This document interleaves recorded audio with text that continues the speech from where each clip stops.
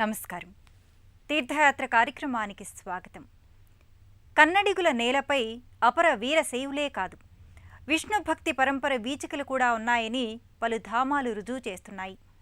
శైవ వైష్ణవ దేవదేవుళ్ళిద్దరూ ఒకే స్థలిలో ఉంటే శైవ వైష్ణవ సంగమ క్షేత్రంగా భక్తులు భావిస్తారు. అటువంటి విశిష్ట క్షేత్రానికి వెళితే శివభక్తులు, విష్ణు భక్తులు పులకించిపోతారు. కర్ణాటక రాజధాని బెంగళూరు రాజాజీనగర్లో అటువంటి అపురూప దేవస్థానం అలరారుతోంది. శివుని కైలాసం, శ్రీ మహావిష్ణు వైకుంఠం ఒకే చోట అమరినట్లు శ్రీ కైలాస వైకుంఠ మహాక్షేత్రం దేశవాసులందరినీ ఆకర్షిస్తోంది. శ్రీ వెంకటేశ్వర స్వామి, శ్రీ సుందరేశ్వర స్వాములిరువురు వేంచేసి ఉన్న ఆ మహాక్షేత్ర విశేషాలను నేటి తీర్థయాత్రలో తెలుసుకుందాం.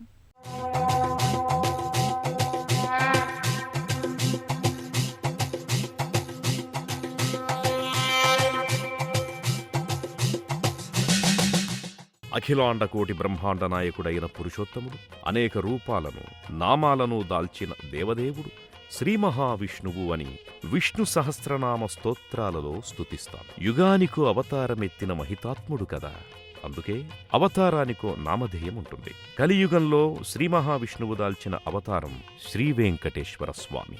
అందుకే ఆ పురుషోత్తముణ్ణి కలియుగ వరదుడు అని కూడా అంటారు. తిరుమల తిరుపతి కొండపై వెలిసి నిలిచిన ఏడుకొండల వెంకన్న తన భక్తుల చెంతకు తానే తరలివచ్చినట్లు అనేక క్షేత్రాలలో నెలకొని దర్శనమిస్తున్నాడు.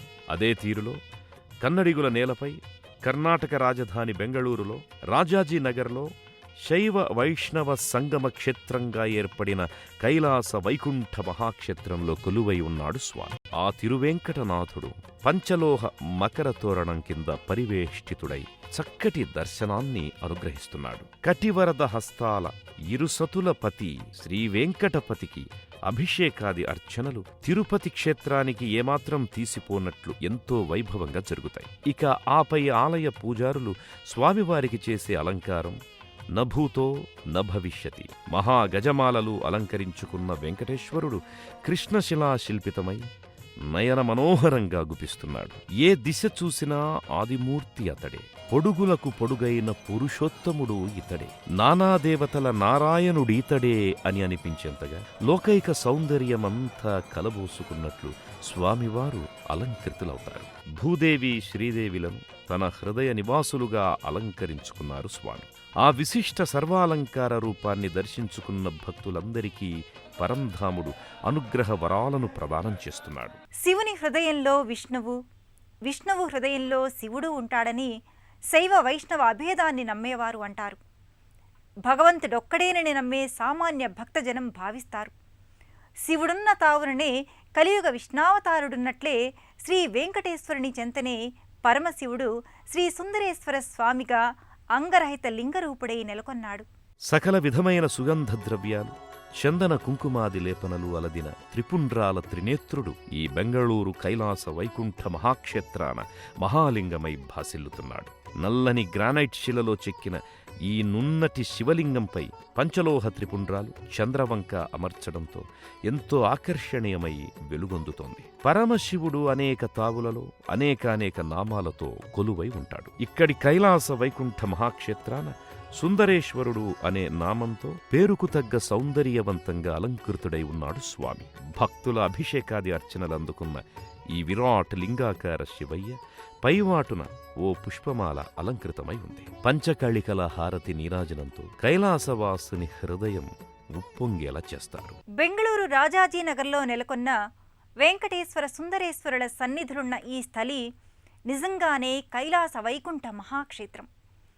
పరమ సుందరధామం అన్న పదంలోని అక్షరమక్షరానికి సాకార రూపమన్నట్లుంటుంది ఈ క్షేత్రం. ఉద్యానవన నగరం బెంగళూరైతే గుబాళించే ఆధ్యాత్మిక సౌరభాలలోగిలి ఈ స్థలి.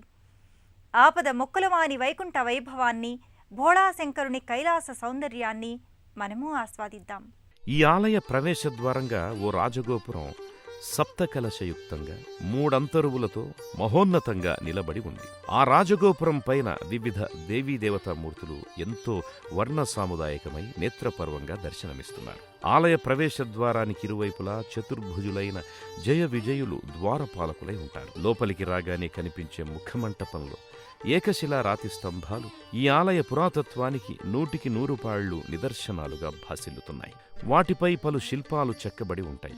ఆనాటి శిల్పుల చేతి ఉలుల పనితనం, ఉలులు శిలలపై చేసిన నాట్య విన్యాసాలు విదితమవుతాయి. తిరుమల తిరుపతి ఆలయంలోని బంగారు లోగిలిలా వెలుగొందే ఈ గర్భాలయ గుమ్మం పైభాగాన తిరునామాలు, శంఖచక్రాలు బంగారు వర్ణంలో మెరిసిపోతుంటాయి. వైకుంఠవాసుని గర్భాలయం ఎదురుగా గరుడుని ప్రతిమ, కైలాస నిలయుని గర్భాలయం ముందు నందీశ్వరుడి ప్రతిమ ఉన్నాయి. ఇక ఆ ఆలయమంతా దేశం నలుమూలల నుంచి వచ్చిన తీర్థయాత్రికుల గోవింద గోవింద అనే నామోచ్చారణలతో ఒకవైపు, హర హర మహాదేవ శంభో శంకర అనే భక్తి నినాదాలు మరోవైపు మారుమ్రోగుతుంటాయి. వైకుంఠాన్ని వీడి వచ్చిన శ్రీ మహావిష్ణువు వెంటబడి వైకుంఠం కూడా భువిపైకి వచ్చేసిందా అన్నట్లు, శివుడు ఎక్కడ నర్తిస్తే అదే కైలాసం అన్నట్లు బెంగళూరు కైలాస వైకుంఠ క్షేత్రం అలరారుతోంది. ఆలయ ప్రాంగణమే కాక ఆలయ పరివేష్టిత దేవతలు కూడా అంత వైభవంగా అమరి ఉంటారు. ప్రధాన గర్భాలయాలతో పాటు పలు దేవతా మందిరాలు కూడా ఉన్నాయి. వాటిలో ప్రధానమైంది ప్రపంచంలోకెల్లా అతిపెద్ద విగ్రహంగా దివ్య దర్శనాన్ని ఇస్తున్న శేషశయన శ్రీ రంగనాథ స్వామివారి మందిరం. ఆ దివ్య తేజోరూపుని భారీ విగ్రహ దర్శనాన్ని మనము అందుకుందాం. అనేక జీవులున్న లోకాలకు అధిదేవుడైన వాడు అనేక రూపాలతో విశ్వమంతా వ్యాపించి ఉంటాడు. కావున విష్ణువు అని స్వామిని పిలుస్తారు. ఆ శ్రీ మహావిష్ణువు ధర్మ సంస్థాపనార్థం పలు అవతారాలు, పలు రూపాలతో, పలు నామాలతో అవతరించినవాడు కదా. ఆ సంవిధానంలో భాగంగానే నారాయణుడై, పాలకడలిలో శేషశయనుడై, అనంత పద్మనాభస్వామిగా, రంగనాథస్వామిగా అవతరించాడు. 7 పడగల ఆదిశేషు అనే పెను సర్పం శరీరపు చుట్టలే పాన్పుగా శయనించిన ఆ రంగనాథుడు ఈ కైలాస వైకుంఠ క్షేత్రంలో మహావిరాట్ విగ్రహ రూపాన దివ్య దర్శనాన్ని అనుగ్రహిస్తున్నాడు. దేశంలోకెల్లా పెద్దదైన విగ్రహంగా 28 అడుగుల ఎత్తైన విగ్రహం వర్ణరంజితమై ఎంతో ఆకర్షణీయంగా కానవస్తుంది.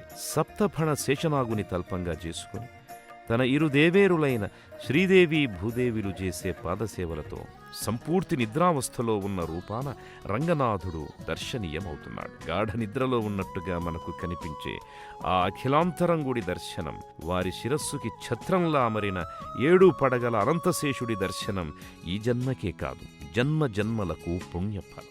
శైవ వైష్ణవ అభేదానికి నిదర్శనం ఈ కైలాస వైకుంఠ మహాక్షేత్రం.